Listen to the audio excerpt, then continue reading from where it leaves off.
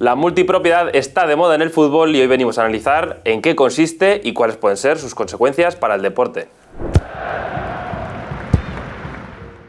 Estamos de nuevo con Marc Menchen para hablar de uno de los temas de moda, la multipropiedad. El gran ejemplo de todo esto es el City, pero cada vez es algo más extendido. Es algo muy extendido y sobre todo muy histórico. O sea, que si echamos la vista atrás, había casos, el City es quien lo sofistica, el que pone sobre la pista a los fondos de inversión de que, oye, este modelo tiene mucho sentido, y cada vez más vemos que esto pasa y con un epicentro, que es Inglaterra, como no puede ser de otra manera. Vamos a, primero de todo, Marc, si te parece, explicar un poco en qué consiste la multipropiedad para la gente que no la tenga tan ubicada y poner algunos ejemplos. El propio nombre ya nos lo va indicando, ¿no? Sí, la multipropiedad al final es un grupo de clubes en el que hay un único accionista o varios accionistas, pero que a través de una compañía controlan diferentes clubes, muchas veces o el 100%, en otras ocasiones una participación significativa, pero lo que les permite es crear un paraguas común para todo, y luego veremos que hay diferentes grados de hasta qué punto llega la colaboración entre clubes, las sinergias, porque hay algunos que se quedan solo en la parte deportiva, otros que en lo comercial entran también muy a fondo. Como decíamos, el City seguramente es el gran ejemplo. Todo surge a partir del Manchester City, pero a partir de aquí hay como 12 clubes en su radar y los podríamos comentar, ¿no? Tenemos aquí al Girona, al Stade Troyes, al Lommel, al Palermo, al Bahía, al New York City, Melbourne City, Yokohama Marinos, Montevideo City, Shenzhen City, Mumbai City, el Bolívar. Una gran implantación global, pero aquí el pionero no es Jesús Gil como la serie, pero sí que es verdad que el pionero está en España y en Italia, que es la familia Pozzo, porque cuando esto no estaba tan sofisticado, sí que había una persona que en Italia, en la Serie A, controlaba el Udinese, en España controlaba el Granada, también tuvo sus pinitos, que no llegó a serlo, pero en el Español, y el gran salto ya fue cuando compró el Watford en Inglaterra, que si nos fijamos un poco en la cadena de valor de cómo se mueven normalmente los futbolistas cuando van progresando, pues ya podemos ver que la jugada de Gino Pozzo era: compro jugadores, los meto en el Granada, del Granada los paso al Udinese, del Udinese los paso al Watford, entre medio vamos generando plusvalías con cada jugador, y cuando llega al Watford en la Premier League ya buscamos el paso final, que es colocarlo en un club más grande de la Premier. Por lo tanto, ahí ya Pozzo, en los 90-2000, ya ve que hay una oportunidad en que si controlo más de un club puedo generar mucho más dinero que con uno solo, y la diferencia respecto a lo que hoy vemos es que él en la parte comercial no buscaba sinergias entre clubes y todo se focalizaba en crear una gran red de scouting, que al final, si cojo recursos de 3 equipos, puedo competir en cierta manera con la estructura de scouting que puede tener un club grande como un Barça, un Madrid, un Atlético, y por lo tanto tengo más capacidad de atraer a los jugadores a mi terreno. A partir de aquí me han salido otros ejemplos. En los años 90 está ENIC con el Tottenham, el AEK Atenas, Slavia Praga, tenemos Red Bull con el tema del Leipzig. También otro histórico, otro ejemplo que puede ser un poco modélico también de la estrategia de multipropiedad. Y fijaros que empiezan normalmente en países generadores de talentos. Salzburgo, Austria, es una cantera de fútbol para Alemania. Hago el Leipzig, me cojo el New York Red Bull para Estados Unidos para crear marca, y también tienen un equipo en Brasil, el Bragantino, que es menos conocido, pero que ahí está. Tenemos a 77 Partners, que es el fondo de inversión que intentó comprar el Sevilla, se quedó en una participación minoritaria, pero sí que es el dueño del Genoa. Ahí están, por ejemplo, siempre se dice que 77 Partners es un poco la rumorología que no tenemos del todo confirmada, pero está detrás del Nido Padre, un poco esperando. Bueno, es el bloque accionarial que, si el del Nido Padre consigue el control, vendería. Automáticamente 77 Partners pasa a ser el dueño del Sevilla. Tiene el Genoa, está ahí encallada la compra del Everton. Luego tenemos casos más pequeñitos, pero Ronaldo con el Valladolid y el Cruzeiro. Tenemos a Todd Boehly en el Chelsea, Que empezó ya prácticamente, compró el Chelsea y compró el Estrasburgo. Pero porque ya vieron que la tendencia, y si os fijáis los americanos ya van todos, el Liverpool... Efectivamente, en el último informe de UEFA veíamos que ahora mismo hay 15 clubes en la Premier League que forman parte de una estrategia de multipropiedad, 11 en la Serie A, 10 en la Liga, 9 en la Liga, con casos como el del Girona, el Sevilla, el Atlético de Madrid que hemos mencionado, y 6 en la Bundesliga, que es un poco la más restrictiva y la que probablemente pues... Y aquí la diferencia es si lideras o no lideras tú. Claro. El ser parte de, o sea, por ejemplo en España, Girona y Sevilla no lideran ellos el grupo de multipropiedad, el Atlético de Madrid sí es un poco. Entonces, aquí es donde está la diferencia, si lideras tú o eres, digamos... ¿En qué parte de la cadena estás, no? Exacto, en la cadena de la alimentaria, por así decirlo, eso es si te comen o comes. Porque veremos que es muy relevante, hemos mencionado muchos ejemplos, los principales ahora mismo son Red Bull, City y 777 Partners, con diferente éxito, porque desde luego Red Bull y City los podemos calificar como ejemplos de éxito. 777 Partners veremos, porque es verdad que están teniendo muchas complicaciones a nivel incluso legal en diferentes países, no les está yendo del todo bien a nivel deportivo a sus equipos. Esto también veremos que no necesariamente cuando formas parte de una multipropiedad a todos los equipos de la multipropiedad eso les beneficia de igual manera. Normalmente el que sale ganando evidentemente es el club grande que forma parte de esa cadena que decíamos, pero lo que está claro es que la multipropiedad es un fenómeno que está en alza, que está creciendo muchísimo, que no es algo nuevo, que parece que hay veces que se vende como algo nuevo, pero que los Pozzo y el grupo ENIC ya lo vieron venir en los años 90 y principios de los 2000, pero que desde luego ahora se está consolidando y estamos viendo un crecimiento absolutamente exponencial. Ahí la pregunta, Marc, es obligada.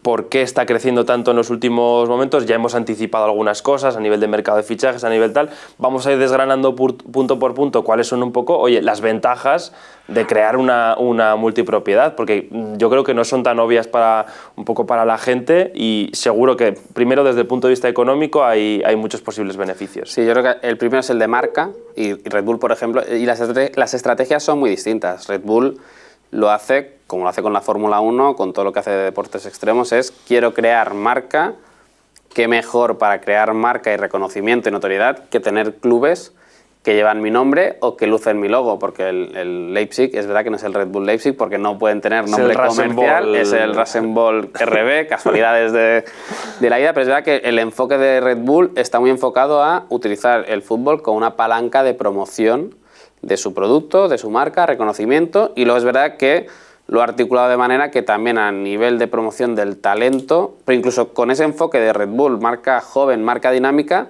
la apuesta a los equipos de Red Bull siempre es talento muy joven. O sea, no son equipos con una media de edad muy baja porque ya van un poco casando con la idea de lo que quiere transmitir Red Bull como... Incluso a nivel de entrenadores, ¿eh? Son un gran formador de talento como futbolistas, pero a nivel de entrenadores han formado a muchísimos técnicos que han marcado luego tendencia en el fútbol alemán, en el fútbol europeo. Y luego si miramos la dinámica es Centro Europa, que es su territorio más core, y sobre todo porque Austria, Alemania, pues el trasvase de jugadores es muy elevado. Luego tenemos al City. El City para mí es el gran ejemplo de vamos a respetar las marcas de cada club, y esto Ferran Soriano lo ha explicado en muchas ocasiones, de no queremos crear clubes que sean todo City, aunque en algunos casos sí que metemos la cuña de City y buscamos cierta homogeneización con escudos redondos y demás, pero la idea del City no es tanto crear o promocionar la marca Manchester City, que todos jueguen de azul, sino es, oye, yo quiero crear una comunidad global de comunidades locales. ¿Para qué? Para que cuando el Manchester City todavía no era un club tan grande como lo es hoy, que a nivel comercial podemos considerar que ya puede tutearse con un Barcelona, un Madrid, un United, pero sí que la carta que juega el grupo City es, oye, Puma, que fue el primer gran acuerdo global que cerró el grupo. Oye, yo tengo un club insignia, campeón de la Premier, campeón de la Champions, etcétera, etcétera, etcétera, pero si haces un acuerdo conmigo respecto a un Barça, a un Madrid, yo tengo clubes en distintos países, en distintos continentes, que a ti como Puma te van a permitir activar localmente en cada uno de estos mercados, cosa que un Barcelona o un Madrid no pueden hacer porque no tienen presencia física en Australia, en Nueva York, en España sí con el Girona, pero en Francia. Entonces, ahí es un poco la palanca que ven los grupos multipropiedad de poder firmar acuerdos de patrocinio globales que trasciendan un poco al club buque insignia, que siempre es un poco la percha de, oye, vienes por mí, por el Chelsea, por el United, por el Liverpool, pero luego tengo un ecosistema de clubes que le dan mucho más valor al patrocinio. Que eso es interesante para que la gente, por ejemplo, entienda, porque habrá mucho que se preguntará, oye, ¿y por qué demonios el Manchester City de repente compra? Pues sí, el Girona tiene quizás...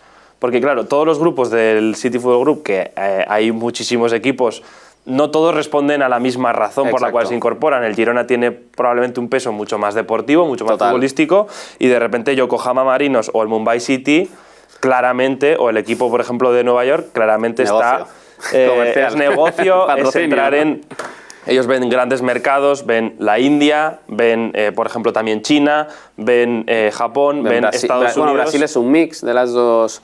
Bueno, aquí es eso, o sea, vamos buscando diferentes enfoques. Oye, la aproximación con el Girona, que es tener un club deportivo fuerte que me haga de trampolín o de puente entre los clubes más pequeños o medianos que tengo en mi red, pero oye, si muevo un jugador de Uruguay a España, de España a Inglaterra, el salto es menos brusco. Entonces, ahí van jugando diferentes cartas. Y luego está, y por pasar ya a la parte deportiva, está la parte de eficiencia, ¿no? Es decir, oye, si yo tengo un equipo de marketing que trabaja para todos los clubes, al final es un ahorro de costes porque... Economía de escala, ¿no? Exacto, es economía de escala porque siempre va a haber un equipo local de patrocinios, pero si yo, Girona, tengo a mi equipo de patrocinios aquí, pero mensualmente tengo una reunión con compañeros de los otros clubes del grupo, con el propio expertise del Manchester City y demás, al final, oye, tengo más conocimiento y más capacidad y más argumentos de venta o más activos o más ideas de las que podría tener yo conmigo mismo. Y luego la parte de eficiencia también, que lo comentamos al principio, es el scouting. Ya por saltar a la parte deportiva, que es que, claro, tienes una red de ojeadores sobre el terreno que es muy difícil tener si no tienes esta estructura de club. Claro, de repente hablábamos, la parte económica y comercial está muy clara, ahorras en costes porque hay trabajadores que son compartidos y además abres la puerta a territorios económicos a los que no tenías posibilidad de entrar y expandes tu marca. Eso es por la parte económica. La parte deportiva que le hemos ido anticipando un poco claramente es lo que tú dices. Primero, a tu servicio una red de scouting inmensa que, por ejemplo, el Girona jamás podría soñar con tener. Y tiene una que estará al nivel de las mejores del mundo porque está bajo el paraguas del Manchester City. Entonces, si de repente hay un jugador que surge en Uruguay, pero que al City no le encaja, quizás al Girona sí, es un jugador al que podrá acceder de una manera que jamás podría... Que por poner nombres, hablemos del caso de Savio. Claro, Savinho, efectivamente. Un jugador que compra el stack de Troyes, que no debuta, que creo que no llega a jugar con... Juega muy poquito. Con ellos, juega muy poquito. Lo ceden al Girona, en el Girona explota como futbolista, automáticamente el City lo compra para tenerlo en el City y podemos hacer aquí una apuesta y lo vemos el año que viene, seguramente tengo dudas, no pasa sé. a propiedad del City y en función de cómo va la pretemporada o se queda en el City o vuelve cedido al Girona. Aquí es tanto la red de scouting, luego el establecer un modelo único de patrón de juego, es decir, oye, que si ya todos mis clubes están cortados por un mismo patrón de estilo de juego, ese salto de club a club es menos brusco que si paso de jugar en un Girona ultra defensivo a jugar en un City súper ofensivo. Y luego para los propios clubes, al final, y cojamos el caso del Girona por la fuerza que tenía el Barcelona históricamente en Cataluña. Antes al Girona o cualquier otro club de Cataluña retener a un jugador de la cantera cuando le venía a tocar el Barça es muy complicado por todo lo que suponía el Barça, por todo lo que le podía ofrecer al Barça ese jugador en efectos de material, de sueldo. Sí, por ejemplo, ¿no? Es formado en el Girona, creo, si no me equivoco. Entonces, me estoy tirando un triple, pero igual espero que vaya a entrar. Pero yo creo que al final tú tienes un argumento más para los chicos de tu cantera, decirles, oye, si tú estás en el Girona, si tú estás en el Stack Troyes, tu techo no acaba aquí. O sea, si tú aquí brillas, tú puedes acabar jugando en la Premier League, en el campeón de la Champions League. Por lo tanto, tu itinerario profesional, estando dentro del paraguas de mi grupo, es mucho más amplio que si tú entras en el embudo de un Barcelona o de un Real Madrid, en el que el embudo es al revés, es muy ancho por abajo, pero a medida que vas subiendo a la élite se va estrechando y no todos pasan al primer equipo. Y es una de las complejidades que va a tener que afrontar siempre el modelo de multipropiedad, el que el aficionado no sienta que su club es una pieza más dentro de una cadena de montaje, sino que a ese club se le trata como lo que es y que esa venta de un jugador se hace o se hubiera hecho si el club fuera igualmente independiente, y no se hace porque el grupo prioriza el éxito de uno de los clubes frente al de otros. Y eso va a ser muy difícil que lo puedan evitar, y yo creo que el caso de Xavi está siendo muy paradigmático en este sentido. Sí, sin duda.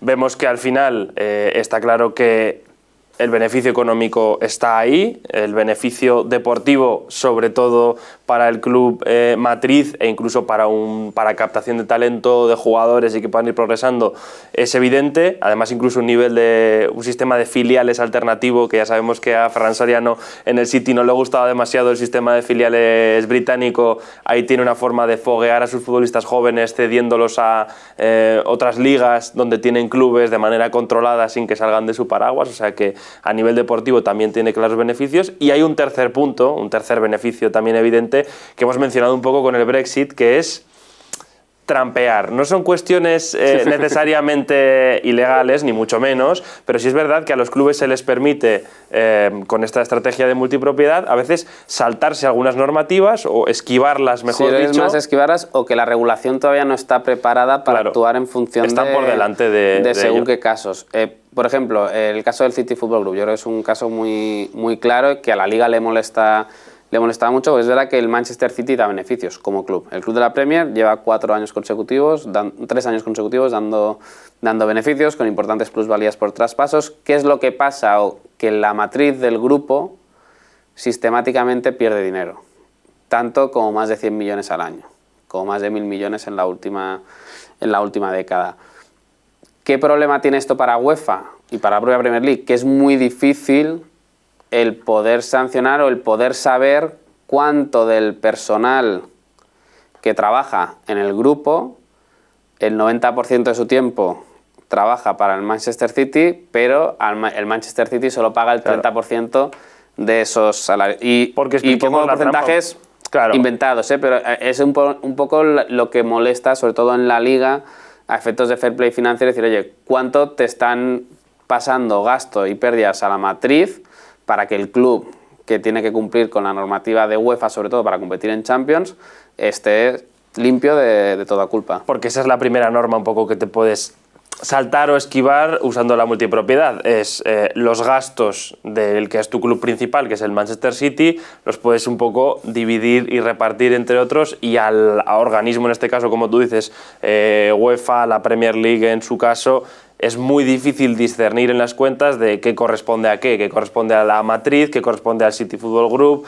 De repente hay un jugador, pues como puede ser Savinho en su momento, u otro, que lo fichan, pero lo fichan a través de un club satélite, entonces el gasto no se le computa al Manchester Girona, City. Bueno, incluso al Girona, pues, fijaros que al final Girona, por límite salarial, era un recién ascendido, por lo tanto su límite salarial todavía estaba por debajo de otros equipos de la propia competición. Entonces, oye, como que al Girona no le va a dar a efectos de límite salarial el afrontar esta operación, la hago con el Stade Troyes, que en Francia no hay una regulación financiera tan estricta como lo que hay en España, por lo tanto lo ficho a través de aquí, se lo cedo para allá y luego ya lo vendo para acá. Entonces, ¿es ilegal? No, es legal, es saber jugar con la normativa existente. El problema es ahora cómo UEFA va a intentar o va a poder regular esta parte del gasto, que como que es una compañía que no tiene licencia de club, ahí UEFA no puede entrar, a no ser que decida crear un sistema donde sí que exige que las matrices de estos grupos también presenten sus cuentas y poder ver las cuestiones. Pero si no, ahí UEFA nunca va a poder entrar, porque son compañías que básicamente controlan los clubes, pero no piden o solicitan una licencia para competir en ligas nacionales o competiciones internacionales, por lo tanto quedan exentos del control de los reguladores del fútbol en Europa.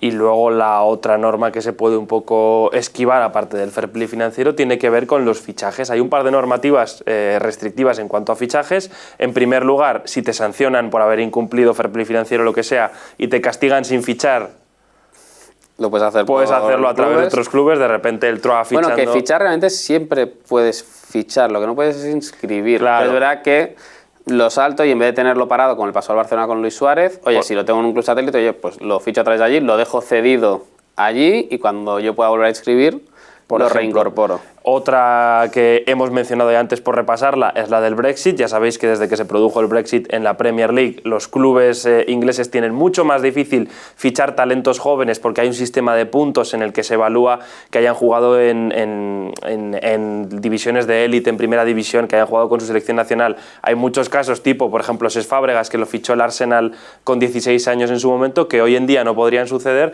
con ese sistema de puntos. ¿Qué es lo que hacen? Fichan a los jugadores a través de otros equipos, como por ejemplo pudo hacer el Brighton con Mitoma, y luego lo acaban finalmente metiendo en el club ya, digamos, más grande del grupo, pues un poco sobreviniendo esa normativa Brexit. Y con esto yo creo que cerramos un poco lo que son los beneficios. Tenemos claro que a nivel económico reporta beneficios, sobre todo para el club principal, el formar parte de una multipropiedad. También tiene evidentes beneficios deportivos a nivel de captación de talento, de desarrollo del mismo, y también tiene esos beneficios extra añadidos de que, como la normativa todavía no se ha adaptado, pues puedes un poco culebrear. Y en pequeños y medianos ya la sensación y el mensaje que se lanza cada vez más es de que o estás dentro de uno de estos grupos o tu capacidad de competir contra otros pequeños y medianos que sí que están en esas estructuras va a ser muy menor, porque al final el grande es el que se beneficia en última instancia, pero en el camino estos pequeños, y con el Girona yo creo que es el ejemplo claro de esta temporada, que al final se beneficia porque tiene mucho talento que no es suyo, que le viene dado por la estructura de grupo en el que está, pero que le da unas ventajas competitivas a nivel deportivo que clubes de su tamaño, pues miremos dónde están todos los clubes con un límite salarial de 50 millones, que es luchando por no descender. Y en ese sentido empezamos un poco con la Champions. Los problemas o los conflictos que pueden surgir de la multipropiedad, que no son pocos. Uno es este que has mencionado, el hecho de que, oye, los clubes medianos están quedando ya un poco, si no formo parte de una estrategia de multigrupo, me estoy quedando fuera. Luego, además, hay un conflicto de interés posible que se puede producir cuando coinciden en una misma competición, en este caso en competiciones europeas. Lo vimos este año, lo comentaremos, con el Aston Villa, con el Brighton, con el Milan, que tenían varios clubes satélite con los que podían coincidir en competiciones, que es un poco eso que es fundamental también para el fútbol como deporte, el hecho de que hay una percepción de que es un deporte justo, limpio, en el cual no hay una adulteración de los resultados, y en el caso de, pues, por ejemplo, la Copa del Rey, no se permite que un filial, el Barça B o el Castilla, juegue la Copa del Rey precisamente por esto, porque se produzcan conflictos de interés. Sin embargo, en competiciones europeas, como la multipropiedad ha explotado, cada vez se va a ver más probable que haya dos equipos que coincidan en Europa, o también pasó con el caso de Red Bull. Sí, yo creo que aquí es lo que comentábamos antes, de que el aficionado sienta que a su club se le respeta aunque esté dentro de un grupo. En esto, en lo deportivo, UEFA de algún modo pide lo mismo. Yo creo que hay un componente, un factor humano que hace que ese conflicto de interés no vaya a estar, que es que difícilmente no veo a 22 jugadores aceptando que desde la propiedad le digan, oye, este partido hay que perderlo. O sea, se me ha cerrado el pensar que puedas convencer a una plantilla entera de, oye... Claro, que sea como en Fórmula 1 Toro Rosso, sí, que de repente es, oye, déjale pasar. Claro, si ya entre dos hay conflicto, imagínate con 22, ¿no? O sea, yo creo que es muy difícil que se pueda dar. Luego UEFA realmente lo que mira es que la gestión sea independiente. Y es verdad que hasta el día de hoy todos estos clubes realmente tienen una gestión independiente, en el sentido de que sí que hay una estructura por encima que agrupa cosas y comparte sinergias, pero digamos que la gestión del equipo gestor del City es diferente al del Girona. Y eso es un poco lo único que puede medir UEFA. A partir de aquí yo creo que en el caso que hubiera un intento de adulteración, yo creo que sería muy evidente. Claro, ahí el problema no es tanto a que se pueda producir, que yo estoy contigo en que es difícil que eso llegue a suceder, pero sí es verdad que es una cuestión más de percepción. Como se hablaba en su momento de la Supercopa y cómo se vendió con un jugador estando en activo, que no tiene por qué haber una trampa, sino es el hecho de lo que se percibe, que la percepción que tenga el aficionado sí que es importante en el caso de un producto deportivo, porque tiene que sentir el aficionado que eso es justo. En cuanto se siembra la semilla de la duda, puede ser lo que crezca algo fatal para el deporte a nivel un poco de... Yo creo que aquí va a ser que pase, y el día que pase, entonces yo creo que es cuando UEFA ya se pondría más... Yo entonces con presunción de inocencia, ¿no? Decir, oye, o sea, confío en que si aunque los dos clubes son tuyos, tú vas a permitir que si el Girona elimina al City, es lo que hay y lo asumes. En el momento en que sintamos, que aparte de esto, con el tema de apuestas y demás, es muy evidente que puedes detectar si hay una anomalía en cuanto al tipo de resultado, a cuándo se han producido determinadas acciones. Por lo tanto, yo creo que ya existen mecanismos para intentar ver o percibir, y si pierdes los 2 partidos, evidentemente ya canta, ¿no? Pero creo que puede ser muy evidente que el momento en que vean que hay un conflicto de interés sobre el césped, atajarlo. De entrada es, oye, presunción de inocencia, confiar en que vais a permitir que tu segundo equipo, por así decirlo, compita en igualdad de condiciones y le toca jugar contra el buque insignia de la familia, y si lo eliminan, pues no haber armado un equipo tan competitivo con ese segundo equipo. En cuanto a cómo está la normativa, porque hemos insistido durante todo el vídeo en que en absoluto hay nada ilegal o en absoluto hay nada en contra de las normativas en lo que viene a ser la multipropiedad, voy a hacer un repaso súper express de cómo está la cosa ahora mismo y qué es lo que puede suceder en el futuro. No nos vamos a meter en detalle, pero básicamente hay que ir desde la normativa internacional que fijan FIFA y UEFA hasta la nacional, que luego es lo que hacen las ligas. Debería ir todo en consonancia. Spoiler, no sucede. Aquí cada uno hace un poco lo que le da la gana y de momento no hay un poco un interés en que se armonice todo este tipo de normativas. En la FIFA lo único que dicen es que las diferentes confederaciones, es decir, Conmebol, UEFA, etcétera, deberían velar porque no haya conflictos entre clubes que puedan propiciar que una competición no se genere de manera íntegra o que esté adulterada. En FIFA son genéricos y le dicen a UEFA, tú deberías controlar que tus competiciones, pues no haya un club que pueda controlar a otro dentro de una competición y adulterar el resultado. Eso es lo que dice. Luego UEFA tuvo en su momento, en los años 90, con el grupo ENIC, que se produjo un conflicto entre la EK de Atenas y el de Slavia de Praga, ya tuvo un conflicto que fue al TAS, se dijo que tener el control de un club era tener más del 50,1% de las acciones, lo cual es no decir mucho, porque luego la realidad es mucho más compleja que eso. Puedes hacer trampas tengo 49. El Girona es el 47, lo que tiene el City Football Group. O sea que, de nuevo, es algo ambiguo. Eso provocó que UEFA en sus normas metiera un pequeño articulillo sobre la multipropiedad en el que, resumiendo mucho, lo único que dice es que un club no puede y no debe tener una influencia decisiva sobre otro. De nuevo, tremendamente ambiguo y que provoca que haya que ir caso por caso. Cuando se genera un conflicto lo observamos, vemos qué es lo que sucede y dirimimos si eso es correcto o no es correcto. Sucedió con Red Bull, en el cual se ha resuelto exactamente igual que el que ha sucedido esta temporada con Brighton contra Unión Saint-Gilloise, Aston Villa contra Victoria de Guimaraes y AC Milan contra el Toulouse. Todos ellos tenían la posibilidad de coincidir en estas competiciones europeas y al final UEFA resolvió, haced las maniobras que tengáis que hacer para que mantengáis vuestra independencia y yo con eso os voy a dar el ok para que compitáis. Un poco lo que tú decías.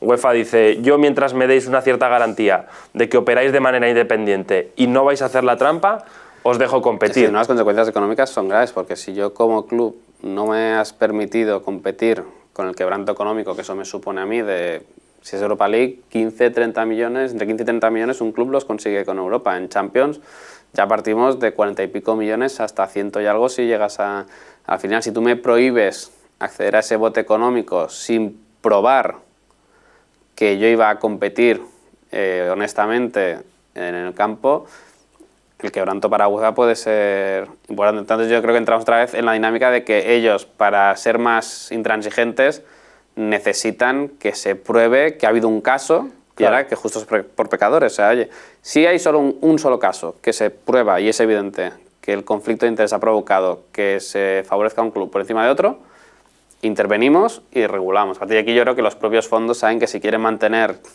el jardín como lo tienen hoy, tienen que respetar y tienen que portarse bien lo que pase sobre el césped. Que además podría haber sucedido eso o podría haber sido que UEFA tuviese una normativa súper clara de si tienes más del 10% de las acciones no puedes y haberla tenido de antemano. Pero como eso no existe y tiene una normativa muy ambigua, tiene que ir caso por caso y fiarse de la gente. Es problema ya de que UEFA tenga, que eso ya será opinión de cada uno, una normativa más o menos laxa, más o menos flexible. Este era el panorama internacional. Por lo tanto, en cuanto a panorama internacional, no hay mucha normativa y veremos caso por caso. Dijo Ceferín en su momento, en una entrevista con Neville, no vamos a hacer nada y vamos a relajar la multipropiedad. Luego, de repente, dijo en muchas otras entrevistas, en The Telegraph y en alguna reunión que han tenido en UEFA, tenemos que hacer algo con la multipropiedad, lo vamos a regular. Es que no saben qué. Todos son voluntades de reforma. De momento, Ceferín y UEFA no han reformado nada sobre la multipropiedad. A nivel nacional, cada liga hace lo que quiere, ya esto es despiporre absoluto. La liga como casi siempre en casi todo, la más dura y la más restrictiva. No puedes tener más de un 5% en 2 clubes diferentes, punto. Ya está. No puedes tener más de un 5%, por lo tanto, eso imposibilita muchas veces el que haya un conflicto. En la Premier League, un poquito menos restrictiva. Se considera que tienes control de un club cuando tienes más del 30% de las acciones, y si tienes más del 30% de las acciones, no puedes tener acciones en ningún otro equipo. Tampoco puedes tener más del 10% en 2 equipos a la vez.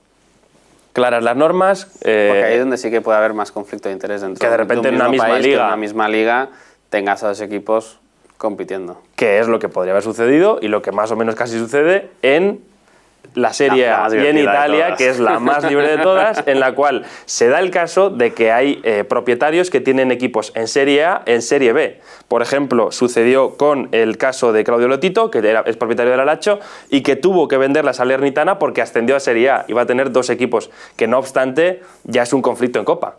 Porque ya en Copa pueden coincidir 2 equipos que son de la misma propiedad, como es el caso de Aurelio De Laurentiis, que es propietario del Nápoles y propietario del Bari, que de nuevo estuvo a punto de tener que vender porque el año pasado casi sube a Serie A. Qué bendito problema si tienes que vender un equipo que sube a la Serie A y... hacer caja. Y demás, o sea que tampoco es un mal plan como accionista, pero es verdad que ahí es Italia.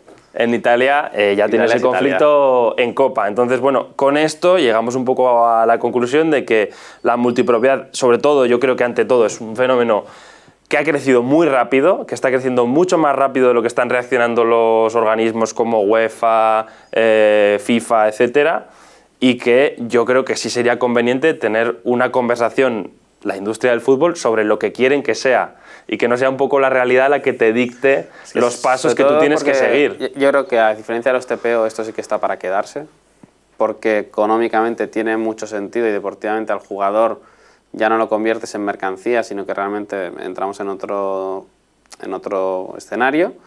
Pero sí que es verdad que en algún momento tendrán que entrar, oye, si tiene que haber un tope a cuántos clubes puedes tener, si hay una limitación más estricta de normas de independencia, o sea, que ya esté de antemano, oye, definido cómo debe ser el modelo de gestión de los clubes cuando están sujetos a un modelo multipropiedad.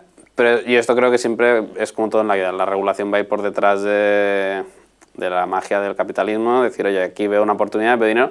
Pues todo viene muy influenciada por Norteamérica y Estados Unidos, que al final allí, no en un mismo deporte, pero si nos fijamos, todos los propietarios de un equipo de NBA suelen ser accionistas del equipo de NFL de la misma ciudad, del equipo de NHL, porque comparten pabellón, comparten patrocinadores. De béisbol también. Y al final, el fenómeno de multipropiedad viene de aquí, de que los americanos dicen, oye, esto en Europa lo puedo replicar, en vez de una misma ciudad con varios deportes, oye, en un mismo deporte, en varios países, y perfecto. Totalmente. Yo creo que veremos cómo se desarrolla el fenómeno de la multipropiedad en el fútbol. Desde luego está creciendo a pasos agigantados. Veremos qué es lo que dice UEFA si es que hace algo y veremos qué es lo que dicen los aficionados, que esta es otra cosa que se suele un poco obviar y que probablemente pues, ya estamos viendo un fenómeno creciente de algunos aficionados de esos equipos medianos pequeños que no están tan contentos con estar dentro, otros que se sienten perjudicados porque compiten con clubes equipos que nos han vendido por precisamente el City tuvo que renunciar a la compra de un club en Holanda, creo que era el... No me quiero pillar los dedos, era un equipo de la Eredivisie porque precisamente los aficionados rechazaron en bloque, sin ser accionistas, pero comprar un club con toda la afición enfrentada no tiene sentido. Yo creo que esta fuerza la afición siempre la va a tener para que se preserven escudos, identidad, colores.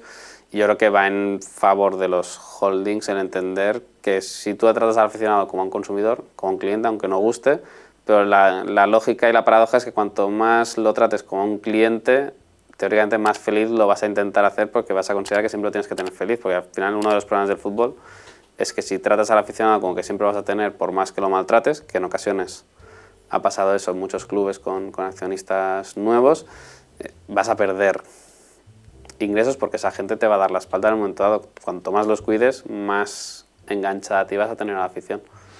Veremos entonces qué es lo que depara el futuro del fútbol con el tema de la multipropiedad. Déjanos en comentarios, por supuesto, qué es lo que opináis vosotros y qué os parece el fenómeno de la multipropiedad y nos veremos, como siempre, pues en el próximo vídeo.